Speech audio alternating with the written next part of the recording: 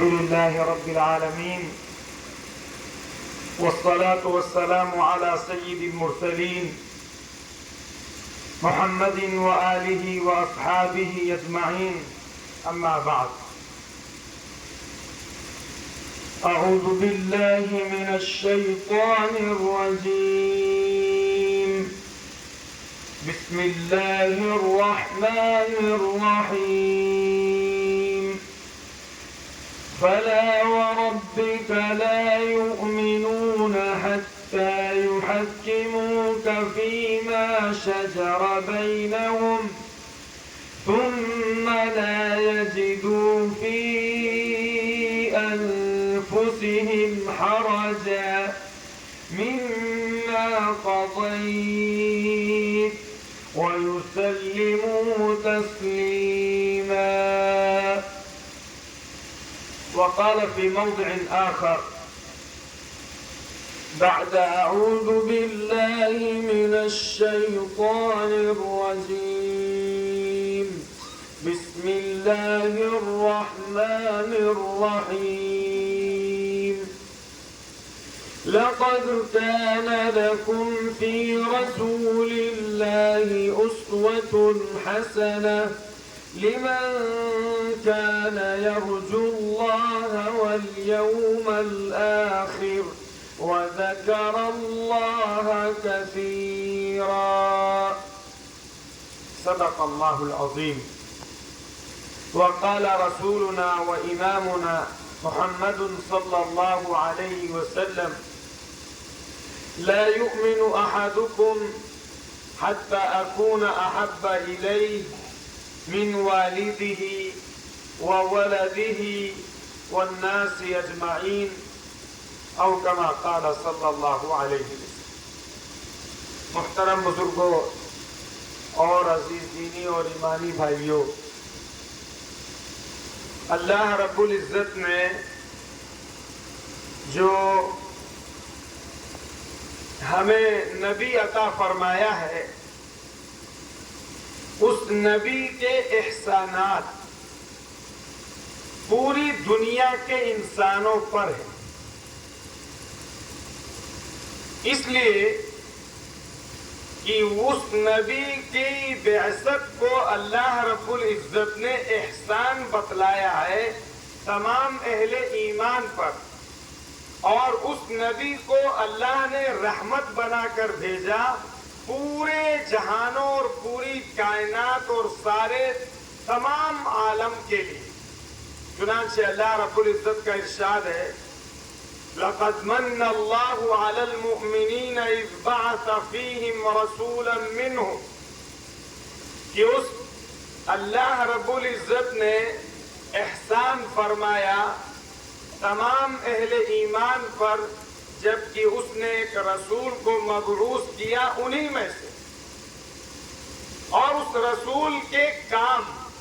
اور اس رسول کی ذمہ داریاں اور رسپانسبلٹیز اور اس کی ایکٹیویٹیز بتائی گئی ہیں قرآن مقدس کی اس آیت. یتلو علیہم آیاتہ ویزکیہم ویعلمہم الکتاب والحکمہ وإن كانوا من قبل لفی ضلال مبین. اللہ کی کتاب کی آیات کو پڑھ کر سنانا، اللہ کی کتاب کی آیات کو ان کے سامنے بتانا، وَيُزَكِّيهِمْ اور ان کو پاک کرنا، صاف کرنا، تمام قسم کی گندگیوں سے، تمام قسم کی امپیورٹیز اور نجاستوں سے پاک کرنا، صاف کرنا، ان کے اندر اچھے اخلاق، ان کے اندر اچھا طریقہ، ان کے اندر اچھی تہذیب، ان کے اندر اچھا کلچر، ان کے اندر اچھی سویلائزیشن پیدا کرنا اور ان کو سنوارنا، یہ نبی کا کام ہے. آگے فرمایا وَيُعَلِّمُهُمُ الْكِتَابَ وَالْحِكْمَةَ اور ان کو اللہ کی کتاب سکھائے اور ان کو حکمت کی تعلیم دے، سنت کی تعلیم دے، طریقے کی تعلیم دے. آگے فرمایا وَإِن كَانُوا مِن قَبْلُ لَفِي ضَلَالٍ مُبِينٍ آپ تہذیب سے پہلے، آپ کے کلچر سے پہلے، آپ کے تمدن سے پہلے آپ صلی اللہ علیہ وسلم نے دنیا کو جو بے مثال تعلیمات دی، ان تعلیمات سے پہلے آپ کی بعثت اور آپ کی آمد سے پہلے دنیا کھلی ہوئی گمراہی میں، دنیا کے پاس طریقہ نہیں تھا، تہذیب نہیں تھی، ثقافت نہیں تھی، انسانیت ان کے اندر سے ختم ہوتی۔ جانتے ہیں آپ کس درجے تک وہ انسانیت کے اندر گر چکے تھے؟ آقا صلی اللہ علیہ وسلم کی آمد سے پہلے کا جو زمانہ ہے، اس زمانے کو دور جاہلیت کہا جاتا، پیریڈ آف اگنورینس کہا جاتا، جہالت کا زمانہ، جہالت کا دور، اور ایسی جہالت کہ ہم آپ تصور نہیں کر سکتے۔ میں ایک مثال دیتا ہوں، اس زمانے میں جو کلچرڈ اور تہذیب یافتہ حکومتیں تھیں، ان حکومتوں کے یہاں جب کوئی فنکشن اور پروگرام ہوتا تھا تو اس فنکشن اور پروگرام کے موقع پر وہ ایک انسان کو لاتے، ایک غلام کو لاتے، ایک دبے کچلے آدمی کو لاتے اور اس کے بعد اس کو ستون سے باندھ دیتے۔ سنیے انسانیت کہاں تک گر چکی تھی؟ ہمارے آقا صلی اللہ علیہ وسلم کے آنے سے پہلے باندھ دیتے، دوسری طرف بادشاہ کا، وزیر کا، منسٹر کا، ذمہ دار کا دسترخوان لگتا، سارے لوگ دسترخوان پر بیٹھتے اور اس کے اوپر پکوان اور ڈشز اور انواع و اقسام کے کھانے سجا دیے جاتے، اور اس بندھے ہوئے آدمی پر تیل چھڑکا جاتا، اور تیل چھڑکنے کے بعد اس میں ماچس لگائی جاتی۔ ایک طرف وہ آدمی جلتا تھا، چیختا تھا، چلاتا تھا، کراہتا تھا، اور اس کی چربی اور اس کے جلن کی اسمیل پھیلتی تھی، دوسری طرف اس کے دم، ادھر دم نکل رہا ہے، آدمی چیخ رہا ہے اور کراہ رہا ہے، دوسری طرف دسترخوان پہ بیٹھے ہوئے مہمان اس روشنی میں کھانا کھاتے تھے، انجوائے کرتے تھے اور ٹھٹھا لگاتے۔ انسانیت یہاں تک پہنچی، اور جانور ہے، جانور وہ مادہ ہے تو وہ کہتے تھے کہ اس کے پیٹ میں جو ہے وہ بچی ہے یا بچہ ہے، یہ چیک کرنے کے لیے سر عام اس کا پیٹ ایسے ہی زندہ پھاڑ دیتے تھے اور چیک کرتے تھے کہ بچہ ہے، پڑا ہوا خون چاٹ جاتے۔ عورتوں کے ساتھ وہ بدسلوکیاں تھیں جن کو سن کے آدمی کا رویا رویا کانپ اٹھے۔ ماں کو باپ کے مرنے کے بعد میراث میں تقسیم کر لیتے، ماں ایک اثاثے اور ایک ساز و سامان کی طرح۔ بہرحال ڈاکہ، چوری، بےایمانی، یہ سب ان کی زندگی میں عام چیزیں تھیں، اور بے حیائی کو، بے شرمی کو، زناکاری کو وہ اپنے اشعار کے اندر فخر سے بیان کرتے۔ اس درجے پہ انسانیت پہنچ چکی۔ کعبۃ اللہ کے اندر 360 بت تھے، ان کی پرستش اور ان کی پوجا ہوتی، لوگ شرک میں لت پت تھے، برائیاں بالکل عام تھی، اور لڑائی جھگڑا ان کی گھٹی میں پڑا تھا۔ ان حالات کے اندر تاجدار بطحا، احمد مجتبی، سرکار مدینہ، حسنین کے نانا، آمنہ کے لخت جگر، عبداللہ کے نور نظر، محمد الرسول اللہ صلی اللہ علیہ وسلم تشریف لائے، اور آپ نے پھر اپنی پوری زندگی لوگوں کو سدھارنے میں، لوگوں کی ریفارمنگ میں، لوگوں کی اصلاح میں، لوگوں کو برائیوں کی نفرت دلانے میں، گندگیوں سے دور کرنے میں، ان کو پاک اور صاف کرنے میں، ان کو بہترین انسان بنانے کے لیے آپ نے اپنی پوری زندگی لگا دی اور قربان کر دی. یہی آپ کی زندگی کا اصل مقصد ہے. ہماری بھی زندگی کا یہی مقصد ہونا چاہیے کہ ہم اپنے سماج سے برائیوں کو ختم کریں گے, منکرات کو دفن کریں گے, بے حیائی کو ختم کریں گے, بے شرمی کو ختم کریں گے, اللہ کے دین کو عام کریں گے, کلمے کا بول بالا کریں گے, مسجد کو آباد کریں گے, مسجد سے لوگوں کو جوڑیں گے, سچائی سے لوگوں کو جوڑیں گے, امانت داری سے لوگوں کو جوڑیں گے, ہر قسم کے اتیاچار سے, ہر قسم کے بھرشٹاچار سے, ہر قسم کے ظلم سے ہم پوری دنیا کے انسانوں کو بچانے کی پوری کوشش کریں گے. یہ مسلمان کی زندگی کا مقصد اور یہی سیرت کا پیغام ہے. آقا طائف گئے, طائف کے میدان میں آپ کو پتھر مارے گئے, طائف کے میدان میں آپ کا خون بہایا گیا, طائف کے میدان میں آپ کے خون سے آپ کی جوتیاں بھر گئیں. آقا صلی اللہ علیہ وسلم لوگوں کی خوشامد کرنے کے لیے گئے تھے, لوگوں کو, انسانوں کو انسان بنانے کے لیے گئے تھے, لوگوں کو اللہ کا تعارف کرانے کے لیے گئے تھے. اس لیے کہ یہ بھی یاد رکھا جائے, دماغ میں خوب اچھی طرح بٹھا لیا جائے کہ پوری دنیا مل کے اگر کرپشن کو اور فساد کو اور ظلم کو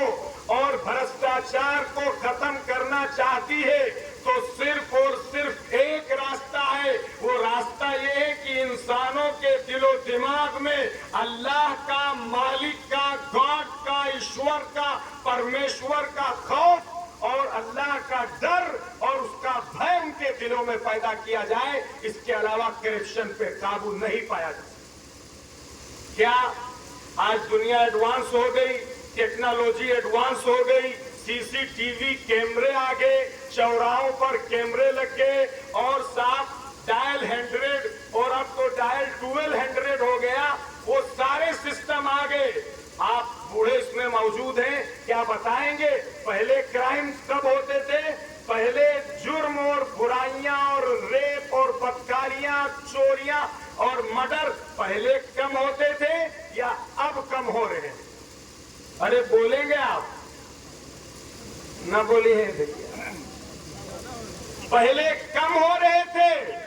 پہلے انسانوں میں ایک پریم تھا, ایک محبت تھی, اور گناہ کرنے سے, پاپ کرنے سے ڈرتا تھا, اور اس کے اندر شرم و حیا تھی. آج بے شرمی, بے حیائی, بے غیرتی, بہیمیت, جانور پنا اس درجے کو پہنچ گیا کہ 6 سال کی بچیوں کے ساتھ بدترین سلوک کر کے ان کو مار کے ڈال دیا جاتا.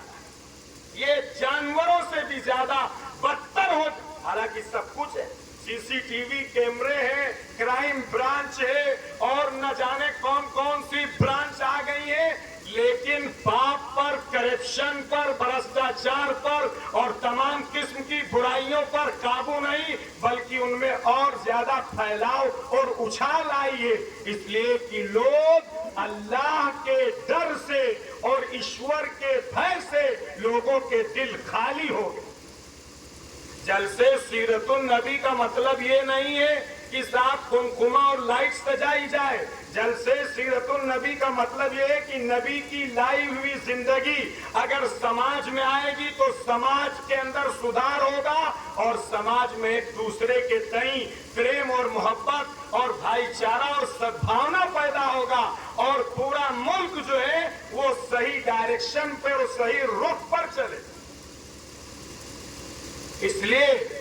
بہرحال تو میں یہ کہہ رہا تھا کہ آقا صلی اللہ علیہ وسلم طائف تشریف لے گئے, آپ کو ستایا گیا, آپ کو ٹارچر کیا گیا, آپ کو پتھر مارے گئے, آپ کا خون بہا, آپ کی جوتیاں خون سے رنگین ہو گئی, آپ کا پیر اس میں سے مشکل سے نکلا. یہ سارے کرم اور یہ سارے جتن اور یہ سارے تکلیفیں آپ نے برداشت کی, اور برداشت کرنے کے بعد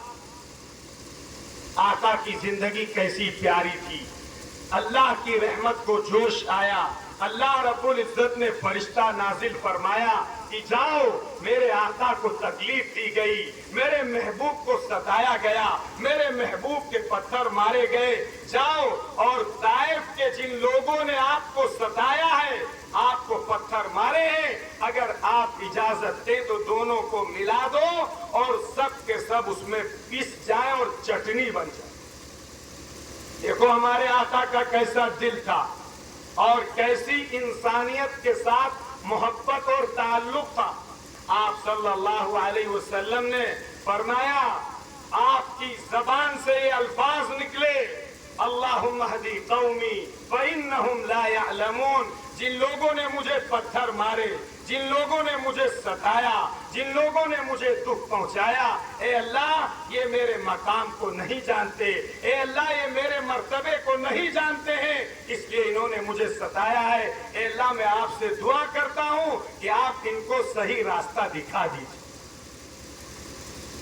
आप इनको सही रास्ता दिखा दीजिए। और लोगों ने आपको बहुत सताया, आप सल्लल्लाहु अलैहि वसल्लम के चचा को शहीद किया गया, उनके नाक कान काटे गए और उनका कलेजा निकाला गया, चबाया गया। जब आपने अपने चचा की हालत देखी, आपकी आंखों में आंसू आ गए, आप दीदा हो गए। लेकिन जिसने उनको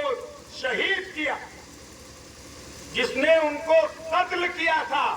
आप सल्लल्लाहु अलैहि वसल्लम ने उसके लिए भी बद्दुआ नहीं फरमाई और उससे ये कहा कि तुम मेरे सामने न आया करो। बाद में जब वो इस्लाम कबूल किया उन्होंने, तो कहा तुम मेरे सामने न आया करो।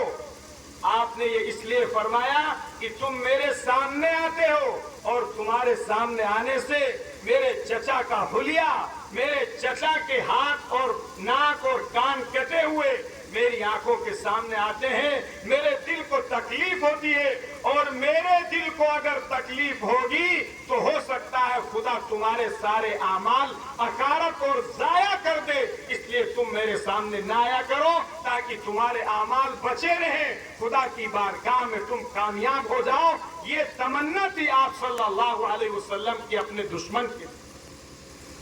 एक नहीं 1000 किस्से हैं आपको सुनाए जाए, लेकिन हमारी जिंदगी कैसी है, मैंने ये 2 किस्से सुना के हमें और अपनी आपकी जिंदगी का जायजा लेने के लिए,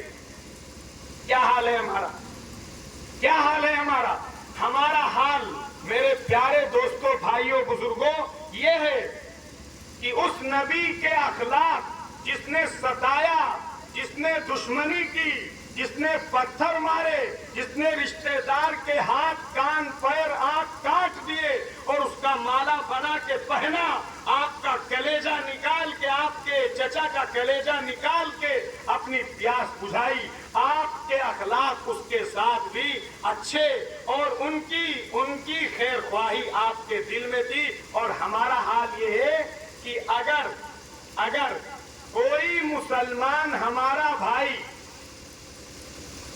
सिर्फ किसी शादी में, किसी फंक्शन प्रोग्राम में हमारा नाम भूल जाए, हमारे नाम से कार्ड ना आए, शादी हो रही है, हो सकता है वो छोटा प्रोग्राम करना चाहता है, वो ज्यादा हुआ नहीं करना चाहता है, उसने हमारा नाम निकाल दिया, या वो बेचारा भूल गया, हमारा नाम निकल गया। सिर्फ कार्ड के न आने की वजह से हमारी और उसकी हमेशा के लिए दोस्ती, प्यार, रिश्तेदारी, नातेदारी सारी की सारी हम सिर्फ एक कार्ड के न मिलने की वजह से खत्म कर लेते। अरे होता ऐसा नहीं होता। हिसाब इनके घर कार्ड न देना, इनके यहाँ इनको इनवाइट न करना, इनको न बुलाना, इसलिए कि इन्होंने हमें नहीं पूछा था। ये हमारे अखलाक, ये हमारे अखलाक, ये हमारा किरदार। और आप देखेंगे गांव गांव में लड़ाई, गांव महल्ले महल्ले में लड़ाई, चचा भतीजे में लड़ाई, ये सारी लड़ाइयां। और हम एक तरफ ये दावा करेंगे कि हम आशिक रसूल हैं, ہم محب رسول ہیں، ہم رسول کا دامن نہیں چھوڑیں گے اور ہم فلاں پیر کا دامن نہیں چھوڑیں گے، اور زندگی ہماری ساری رسول کے طریقے کے خلاف، رسول کی تہذیب کے خلاف، رسول کے کلچر کے خلاف، رسول کے اخلاق کے خلاف، رسول کے کردار کے خلاف، رسول کے گفتار کے خلاف، ساری چیزوں کے خلاف زندگی، اور صاحب زبان سے جھوٹ موٹ کے دعوے اور نعرے کہ صاحب ہم رسول کے سچے عاشق۔ آپ جانتے ہیں آپ کے رسول نے کیا کہا ہے؟ میں بھی اور آپ بھی اپنے گریبان میں منہ ڈال کے دیکھیے، فرمایا جو مسلمان کسی مسلمان سے 3 دن تک اپنا رشتہ ناتا توڑے رکھے، سلام کلام بند رکھے، اگر اس حال میں موت آتی ہے تو وہ سیدھے دوزخ کی آگ میں جائے۔ دیکھیں، غور کریں ہمارے پڑوسی سے کیسے ریلیشن شپ ہیں اور کیسی ہماری دوستی اور کیسے تعلقات ہیں، ہمارے رشتہ داروں میں، ہمارے عزیز داروں میں، ہمارے ناطے داروں میں، معمولی نان ایشوز پر، معمولی باتوں پہ جو کوئی مسئلہ ہی نہیں ہے، اس مسئلے میں ہم نے اس کو اتنا بڑا مسئلہ بنا لیا کہ اپنے آپ کو والعیاذ باللہ دوزخ کا مستحق بننے کے لیے قرار دے۔ 2 بچے ہیں گھر میں، 2 بچے لڑ گئے، دو پڑوسی آ گئے صاحب، اس کے بعد اماں آ گئی پہلے کہ کاہے مارا اور کاہے لڑائی کی۔ ارے وہ بچہ ہے، وہ کھیلے گا، 10 منٹ کے بعد پھر بولے گا، پھر لڑے گا، پھر بولے گا۔ یہ معمولی سی بات کو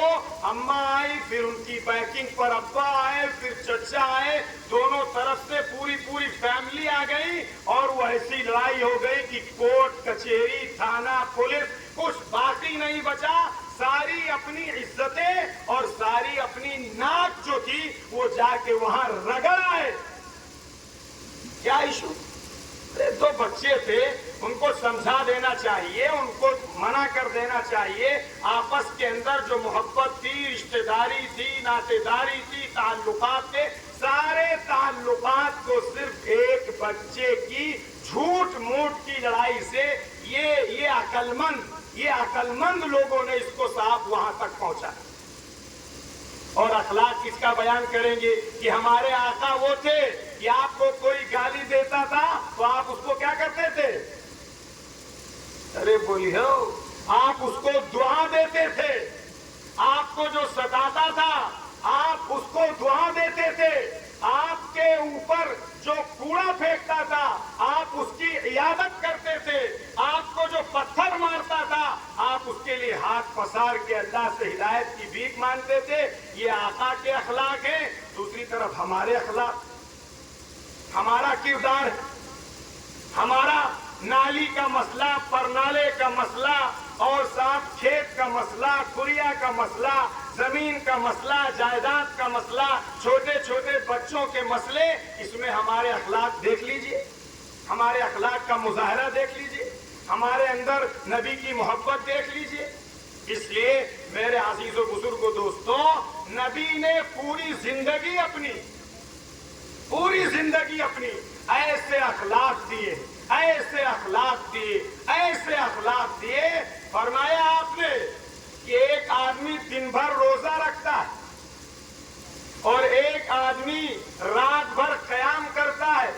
خوب دعائیں مانگتا ہے، تسبیح پڑھتا ہے، لیکن ایک آدمی اچھے اخلاق رکھتا ہے، اچھے بولتا ہے، اچھے سے ایک دوسرے سے پیش آتا ہے، ایک دوسرے کی قدر کرتا ہے، ایک دوسرے کی عزت اور مان سمان دیتا ہے۔ فرمایا یہ اچھے اخلاق والا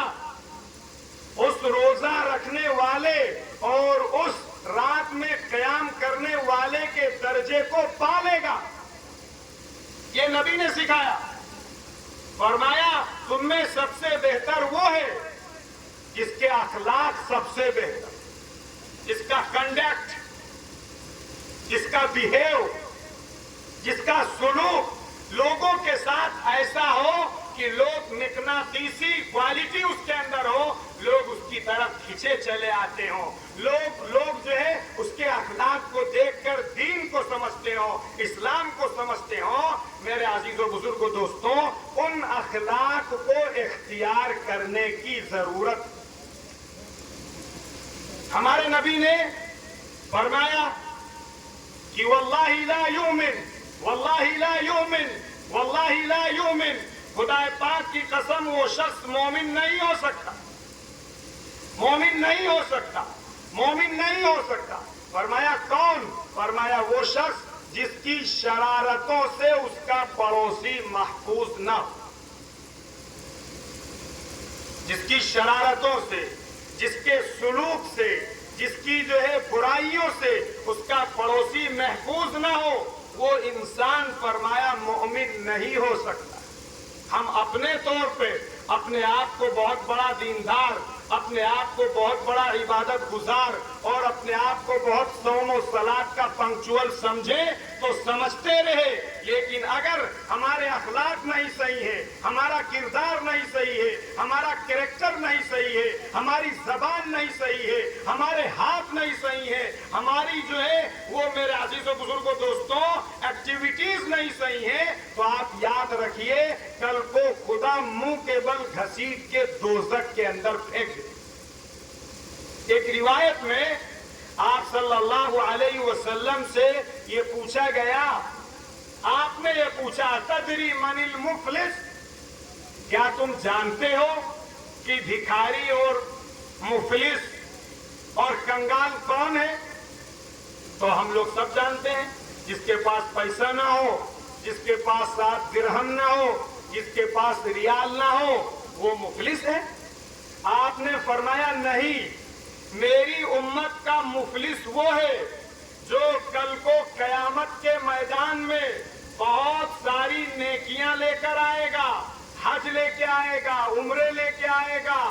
زکوٰۃ لے کے آئے گا، نماز لے کے آئے گا، تسبیح لے کے آئے گا، لیکن فرمایا ضرب ھذا، شتم ھذا، قذف ھذا، اس کو مارا تھا، اس کو گڑیایا تھا، اس کو سخت سست کہا تھا، اس پر بہتان لگایا تھا، اس کی زمین ہڑپ کر لی تھی۔ فرمایا وہ سارے کے سارے لوگ آئیں گے، اللہ تعالیٰ اس کی نیکیاں ان کو دیتے رہیں گے، اور ایک وقت وہ آئے گا کہ اس کی نیکیاں ختم ہو جائیں گی، اللہ تعالیٰ کی طرف سے ان لوگوں کے گناہ اس پر لادے جائیں گے، اور اس کے بعد اس کو منہ کے بل گھسیٹ کے دوزخ میں ڈال دیا۔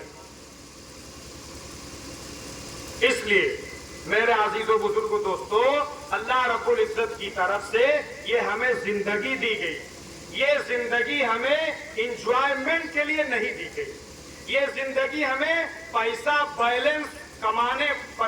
کرنے کے لیے، پیسہ کمانے کے لیے اللہ کی طرف سے یہ زندگی نہیں دی گئی ہے، بڑے بڑے گھر اور بڑی بڑی کوٹھیاں بنانے کے لیے اللہ کی طرف سے یہ زندگی نہیں دی گئی ہے، یہ زندگی ہمیں اللہ کی طرف سے دی گئی ہے حضور اکرم صلی اللہ علیہ وسلم کے طریقے پر چل کر اپنی آخرت کی تیاری کے۔ عقل مند کہا گیا، ہم لوگوں کے یہاں انٹلیکچوئل اور عقل مند اسے سمجھا جاتا ہے جو زیادہ سمیٹ لے دنیا، چاہے جھوٹ کے ذریعے سے ہو، بےمانی کے ذریعے سے ہو، فراڈ کے ذریعے سے ہو، رشوت خوری کے ذریعے سے ہو، ٹیبل کے نیچے سے لینے کے ذریعے سے ہو، کیسے بھی ہو اسے عقل مند سمجھا جاتا ہے جو پیسہ زیادہ کھینچ لے، گھسیٹ لے۔ اور حدیث میں فرمایا گیا الکیس من دان نفسہ، عقل مند وہ ہے جو اپنا محاسبہ کرے، دیکھیں اللہ نے ہمیں آنکھیں کیوں دی تھی اور ہم کیا دیکھ رہے ہیں، اللہ نے ہمیں کان دیے تھے کیا سننے کے لیے، ہم کیا سن رہے ہیں، اللہ نے ہمیں زبان دی تھی کیا کرنے کے لیے اور ہم اس زبان کو کیسے استعمال کر رہے ہیں، اللہ نے ہمیں پیر دیے تھے، ہاتھ دیے تھے، ان کو ہمیں کیسے استعمال کرنا تھا اور ہم کیسے استعمال کر رہے ہیں۔ فرمایا اپنی زندگی کا محاسبہ کرے، اپنے آپ کا جائزہ لے، اپنے آپ کی فکر کرے کہ وہ صحیح ڈائریکشن پر ہے یا غلط ڈائریکشن پر ہے۔ فرمایا وَعَمِلَ لِمَا بَعْدَ الْمَوْتِ، اور موت کے بعد کے لیے اپنے اعمال کرے۔ اور آگے فرمایا وَالْعَاجِزْ مَنْ أَتْبَعَ نَفْسَهُ هَوَاهَا، اور نکما ہے وہ، دیکھیے ہم عقل مند والی فہرست میں ہیں یا نکمے اور نالائقوں والی فہرست میں ہیں۔ آقا نے دو ٹائپ کے لوگوں کو بیان کیا، یا عقل مند یا نالائق اور نکما۔ عقل مند وہ ہے جو اپنی زندگی کا محاسبہ کرے، اپنی آنکھوں کا، اپنے دل کا، اپنی سانسوں کا، اپنی گھڑیوں کا، اپنے ایک ایک لمحے کا صحیح استعمال کرے اور موت کے بعد کے لیے تیاری کرے، قبر کے سوالات کی تیاری کرے، اللہ کو راضی کرنے کی کوشش کرے، رسول اللہ کی پیروی کرنے کی کوشش کرے۔ ایک کیٹیگری یہ ہے۔ دوسری کیٹیگری والعاجز، اور نکما اور نالائق اور بے بس ہے وہ انسان، من اتبع نفسہ ہواہا، جو اپنی نفس کی خواہش کے مطابق چلے، اپنے موڈ کے حساب سے چلے، اور فرمایا وَتَمَنَّى عَلَى اللَّهِ الْأَمَانِي، اور یہ کہہ دے کہ اللہ بہت غفور الرحیم ہے، اللہ بہت کریم ہے، اللہ بہت کریم ہے اور اللہ غفور الرحیم ہے، یہ کہہ کر وہ دین کو دفن کرے، اللہ کے طریقے کے ساتھ کھلواڑ کرے۔ اللہ رب العزت نے فرمایا ایسا انسان نکما ہے، ایسا انسان نالائق ہے، ایسا انسان عاجز و بے بس ہے۔ اس لیے میرے عزیز و بزرگ دوستو، اللہ رب العزت کی طرف سے یہ ہمیں زندگی دی گئی ہے کہ ہم اپنے نبی کا طریقہ پڑھیں، اپنے نبی کی سیرت پڑھیں، اپنے نبی کی تعلیمات سے بچوں کو آراستہ و پیراستہ کریں۔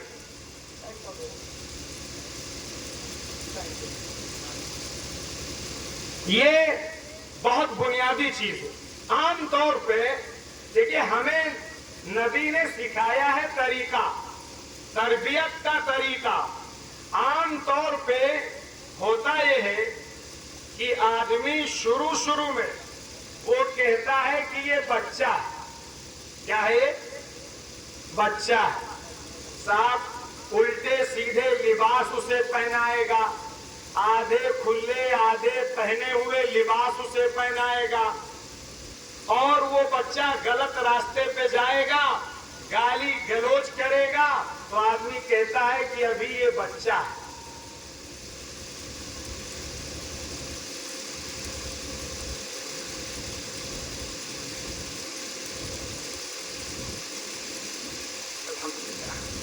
یہ بچہ ہے۔ اور اس کے بعد جب وہ بچہ برائیوں میں پختہ ہو جائے، برائیوں میں مضبوط ہو جائے، اس کے دل و دماغ میں اسلام اور اسلام کے تئیں کوئی مس کنسیپشنز اور کوئی مس انڈرسٹینڈنگ پیدا کر دی جائے گی۔ بہت کھل کے بتا رہا ہوں میں آپ کو، جتنا بھی سلیبس تیار کیا گیا ہے، چاہے وہ کانوینٹ اسکول کا ہو، چاہے وہ دوسرے اور انگلش میڈیم اسکولز کا ہو، ان تمام اسکولوں کے سلیبس کے اندر بے حیائی اور گندگی اور اسلام کے تعلق سے آبجیکشن اور اعتراضات اس کے اندر رکھے گئے ہیں، تاکہ فطری طور پہ آپ کے بچے کے دل و دماغ میں اسلام کے تعلق سے کنفیوژن کریٹ ہو جائے۔ اگر آپ اپنے بچے کو بچپن سے اس طرح سے تربیت نہیں دیتے اور آپ یہ کہہ کے گزر جاتے ہیں کہ ابھی بچہ ہے، پھر جب وہ بچہ اپنی ان برائیوں میں، ان تمام قسم کی چیزوں میں پختہ ہو جائے گا، پھر آپ اور مولوی صاحب اور قاری صاحب اور سارے لوگ مل کے بھی اس کو درست نہیں کر پائیں گے۔ سیدھی سی مثال ہے، آقا نے بھی اسے سمجھایا ہے۔ جیسے ایک درخت ہے، چھوٹا درخت ہے، آپ اس کو شاخیں اس کی ادھر ادھر ہونے لگی، آپ ایک معمولی سی رسی لیجئے، معمولی سا تار لیجئے اور اس کو باندھ دیجئے، کیا ہو جائے گا وہ؟ ارے بولو، سیدھا ہو جائے گا نا؟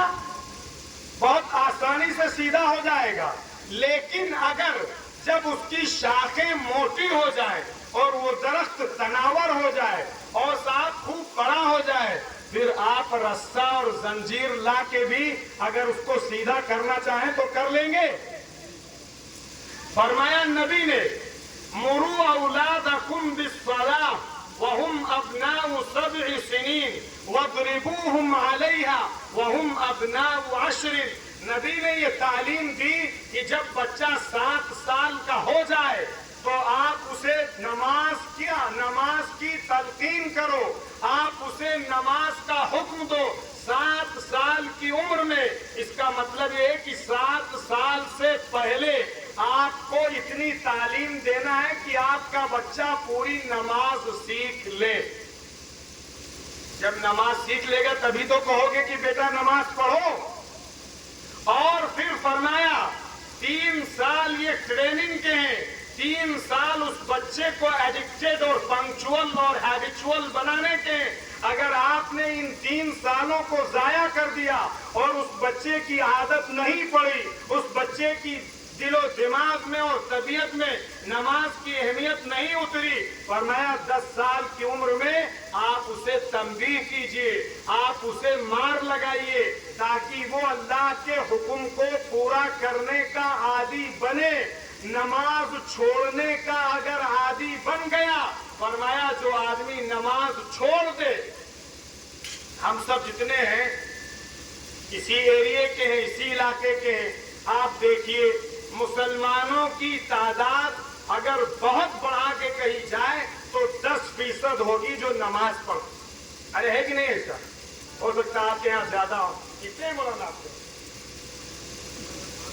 وہاں تو 5 ہی کہے، ہم تو بڑھا کے کہے 10% مان لیجیے۔ 90% لوگ اللہ کے اس حکم کو توڑ رہے ہیں جس حکم کے بارے میں فرمایا من اقامہا فقد اقام الدین، جس نے نماز قائم کی اس نے دین کو قائم کیا، ومن ترکہا فقد ہدم الدین، جس نے نماز کو چھوڑ دیا اس نے دین کو ڈھا دیا۔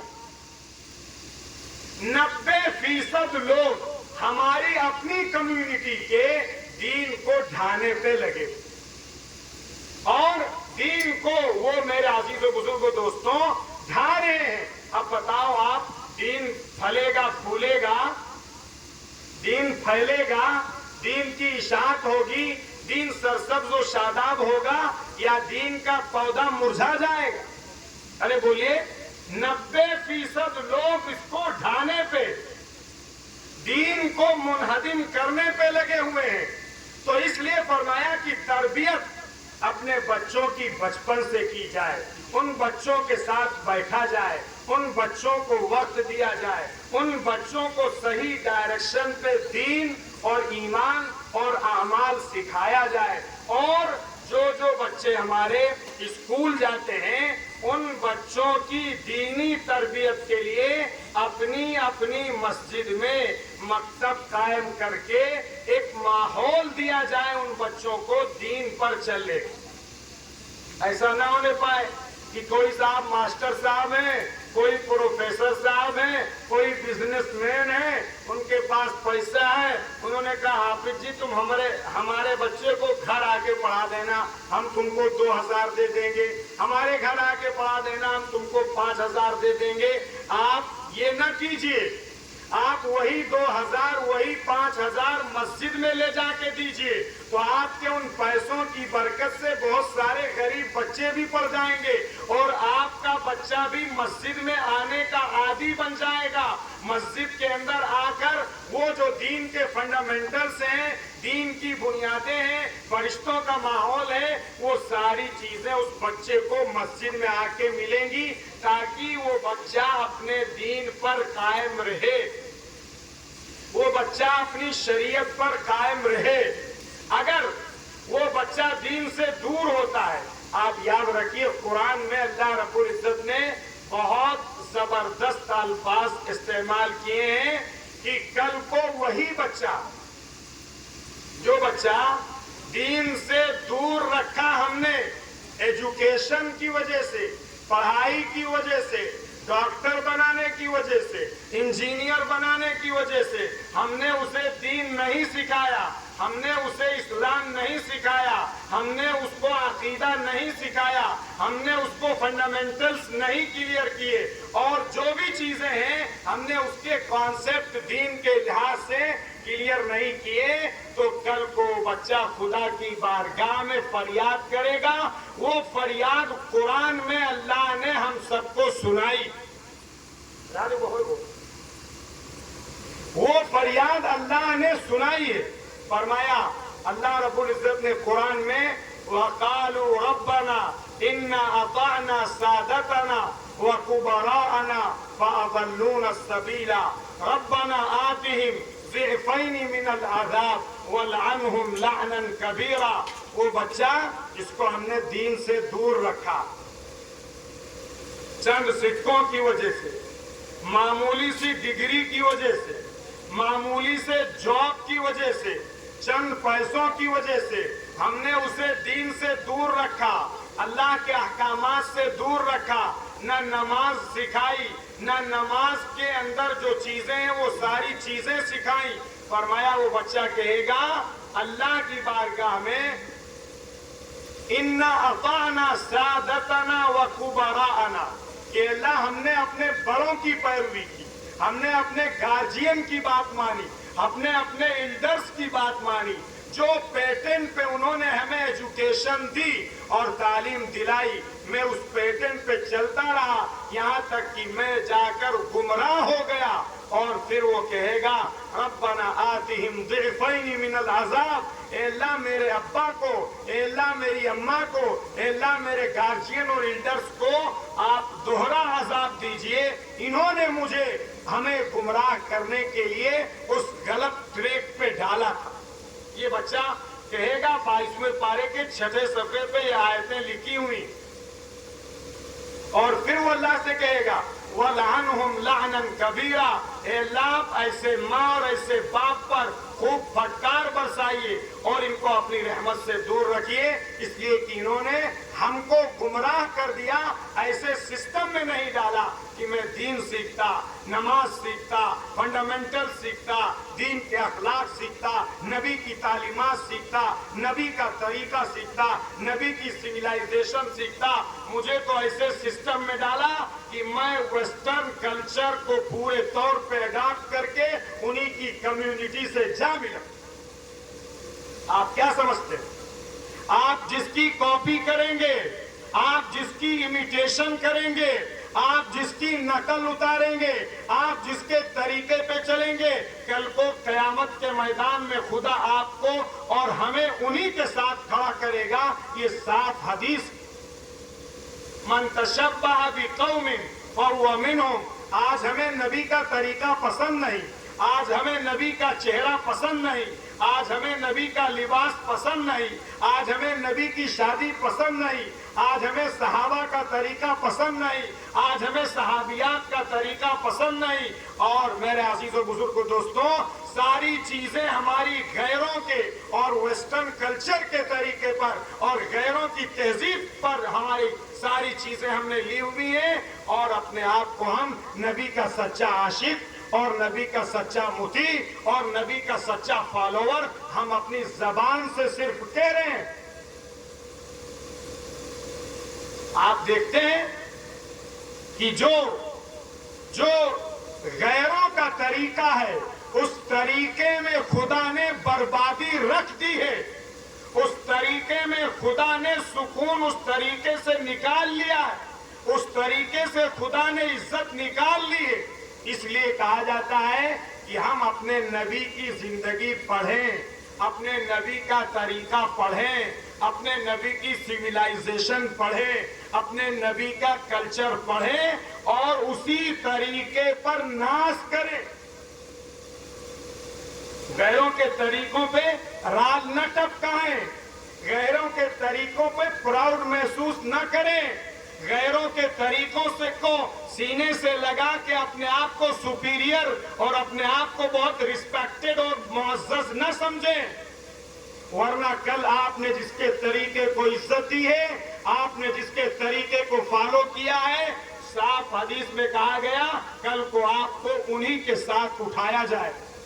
اس لیے میرے عزیز و بزرگ دوستوں، ہمیں یہ جو جلسہ ہے سیرت النبی کا، اس جلسے سے یہی پیغام دینا مقصود ہے کہ ہماری زندگی کا مقصد ہے سماج کے اندر سدھار پیدا ہو، ہمارے نوجوانوں کا تعلق مسجد سے ہو، ہمارے نوجوان مسجد جا رہے ہوں، مسجد کو وقت دے رہے ہوں اور مسجد کے اندر تلاوت میں، دعا میں، تسبیح میں، دین سیکھنے میں، دین سکھانے میں، دین کی باتوں کو مذاکرہ کرنے میں، حلال و حرام کا تذکرہ کرنے میں، جنت اور دوزخ کا تذکرہ کرنے میں ہمارا وقت گزر رہا ہو، یہ ہماری کوالٹی جس دن ہوگی، ہماری مسجد آباد و شاداب ہوگی، یاد رکھیے اللہ کی طرف سے خوشحالی، اللہ کی طرف سے عزت، اللہ کی طرف سے بلندی ہوگی، اور تمام قسم کے اختلافات سے اللہ تعالی ہمیں بچا لے گا۔ اسی لیے نبی نے فرمایا تھا کہ جب آخری وقت میں فتنوں کا دور ہوگا، یہ فتنوں کا دور ہے، ہر طرف بے حیائی، ہر طرف بے شرمی، ہر طرف عریانیت، ہر طرف ننگاپن، ساری برائیاں اس وقت شباب پر ہیں۔ فرمایا فالزموا المساجد، تو تمہاری ذمہ داری ہے کہ مسجد کو مضبوطی سے تھام لینا۔ جو آدمی مسجد کو تھام لے گا اللہ تعالیٰ اسے برائیوں سے بھی بچائے گا، اللہ تعالیٰ اسے نیکیوں کی بھی توفیق دے گا۔ اس لیے ہر ساتھی یہ طے کرے کہ انشاءاللہ ہمیں نبی کی زندگی پڑھ کے، نبی کے اسٹائل اور نبی کی تہذیب پڑھ کے اس کو اختیار کر کے اسی پر فخر اور اسی پر ناز کرنا ہے، اسی میں مرنا ہے، اسی میں جینا ہے، اسی کے ساتھ رہنا ہے۔ دوسرا کوئی طریقہ ایسا نہیں ہے جس پر ہم تھوکیں، اپنانا تو چھوڑ دیجیے، ہمارے تھوک کی بھی توہین ہے اگر ہم غیروں کے طریقوں پر تھوکتے ہیں۔ لیکن افسوس صد افسوس کہ آج پورا معاشرہ، اور پورا نہ کہیں اگر تو 95% ویسٹرن کلچر، غیروں کی تہذیب، مغربی تہذیب کا ایسا شکار ہو چکا ہے کہ اگر وہ تھوکیں بھی یا وہ قے کریں تو آج کئی نوجوان اسے چاٹنے کے لیے تیار ہیں، اور اس کی جیتی جاگتی مثالیں، جیتی جاگتی مثالیں۔ پینٹ جو ہے وہ صاف، ابھی پھٹے لوگ، اب تو شاید وہ ختم ہو گیا ہے، ہو سکتا چل بھی رہا ہو، پھٹے لوگ پینٹ پہن رہے، کس کی اتباع کر رہے، کس کی پیروی کر رہے، کس کا عشق دکھا رہے، کس کے ساتھ محبت کا اظہار کر رہے۔ ایک آدمی کو صحیح کپڑا وہ جو ہے وہ اس میں اس کو آر محسوس ہو رہی تھی، اس میں اس کا اسٹینڈرڈ جو ہے وہ گرا جا رہا تھا، اور پھٹا کپڑا پہننے میں اپنے آپ کو سپیریئر سمجھ رہا تھا۔ اس کے ساتھ محبت تھی، اس کے ساتھ تعلق تھا، اس کے ساتھ دوستی تھی، اس کے ساتھ جانساری تھی۔ اور ہمارے آقا، میں اپنے آپ کو بھی کہتا ہوں، آپ کو بھی کہتا ہوں، ہمارے آقا خلفائے راشدین نے پیوند لگے ہوئے کپڑے پہنے ہیں۔ آج کا مسلمان پیوند لگے ہوئے کپڑا پہننے پہ فخر محسوس کرتا ہے یا انسلٹ محسوس کرتا ہے؟ ایک غیر، ایک ناچنے والا، ایک لفنگا، ایک آوارہ، ایک ایکٹرز، ایک ہیرو اگر کوئی غلط چیز دے دے، کوئی پھٹا دے دے، کوئی نشا دے دے، کوئی خنزیر کٹ بال کٹا لے، تو آج یہ نبی کا عاشق اس کی پھٹی پینٹ پہننے کے لیے تیار ہے، اور اپنے نبی کا پھٹا ہوا اور اس پر پیون لگا ہوا کپڑا پہننے میں اپنی انسلٹ محسوس کر رہا ہے۔ یہ نبی کے ساتھ محبت ہے یا ایکٹرز کے ساتھ محبت ہے؟ آپ خود بتائیے۔ ایسے حالات نہیں آتے ہیں، ایسے ہی جو ہے وہ صاحب جو ہے لوگ جو ہے وہ نبی کی شان میں گستاخیاں جو کر رہے ہیں، اگر سارا مسلمان اپنے نبی کا سچا عاشق ہوتا، اپنے نبی کی تہذیب پر ہوتا، اپنے نبی کے طریقے پر ہوتا، اپنے نبی کے کلچر پر ہوتا، اپنے نبی کے تمدن پر ہوتا، اپنے نبی کے ساتھ سچے عشق پر ہوتا، آج باطل کے اندر جرأت نہیں تھی کہ نبی کی شان میں اور ایک کوئی کلمہ کہہ دے۔ لیکن جب ہم ہی غیروں کے ساتھ جڑے ہوئے، غیروں کی تہذیب لیے ہوئے، غیروں کا طریقہ لیے ہوئے، غیروں کا سسٹم لیے ہوئے اور اس میں پراؤڈ کر رہے ہیں، تو یہ ان کو جرأت اور ان کو ہمت دینا۔ اس لیے میرے عزیز و بزرگوں دوستوں، توبہ کرو، ویسٹرن کلچر پر تھوکو اور پیشاب کرو اس پر، اور اپنے نبی کے طریقے کو سینے سے لگاؤ، اپنے نبی کے طریقوں کو ماتھے اور منہ اور آنکھوں پہ رکھو اور سر پہ رکھو، اور عزت اسی میں سمجھو۔ خدا تم کو عزت دے کے دکھائے۔ خدا اللہ رب العزت نے قرآن میں کہا ہے وَأَنْتُمُ الْأَعْلَوْنَ إِن كُنتُم مُؤْمِنِينَ، اگر تم سچے مومن ہو تو خدا تم کو بلند کر کے دکھائے گا، دنیا تمہارے قدموں میں آئے گی، دنیا دنیا ناک تمہارے قدموں میں آ کے رگڑے گی، لوگ تم سے آ کے ایمان بھی سیکھیں گے، سلامتی بھی سیکھیں گے، کلچر بھی سیکھیں گے، تہذیب بھی سیکھیں گے، سادگی بھی سیکھیں گے، دیانتداری بھی سیکھیں گے، ایمانداری بھی سیکھیں گے، صداقت بھی سیکھیں گے، شجاعت بھی سیکھیں گے۔ لیکن جب ہمارے پاس کچھ ہے ہی نہیں تو پھر کوئی ہم سے سیکھنے نہیں آتا۔ اس لیے سچی نیت کرو، سچا جذبہ پیدا کرو کہ اپنے بچوں کو دین کی تعلیم سے آراستہ کرے۔ کرو گے انشاءاللہ؟ اپنے نبی کے طریقے پہ فخر اور ناز کریں گے۔ دنیا اگر کچھ کہتی ہے نبی کے طریقے کو تو ہم کہیں گے، اگر دنیا ہمارے نبی کے طریقے کو بیکورڈ کا طریقہ کہتی ہے تو وہی بیکورڈ ہمیں سب سے زیادہ عزیز، سب سے زیادہ پیارا ہے۔ لیکن افسوس کہ آج ہمیں ان چیزوں میں اسپرٹ کھو گئی۔ احتجاج کرنے کو کہو، ہلڑ مچانے کو کہو، اور